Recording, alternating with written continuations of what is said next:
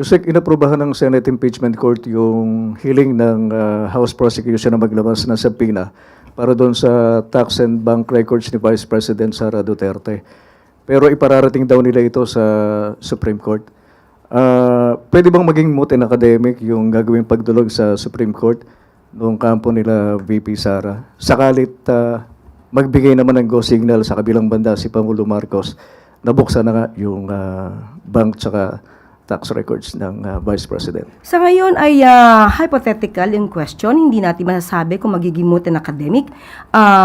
Hindi pa naman sila nagsasampa ng petition para i-question yung order ng impeachment court na umaayon na mag-issue ng subpoena para sa mga bank records, AMLAC, at sa BIR records. At sa ating pagkakaalam, ang anumang kaso na may patungkol sa mga buwis at patungkol sa mga unexplained wealth na maaaring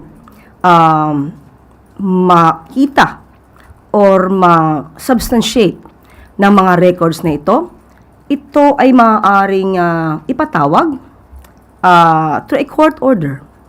Sa ngayon, ang Senado ay kumakatawan at pumapapel bilang impeachment court.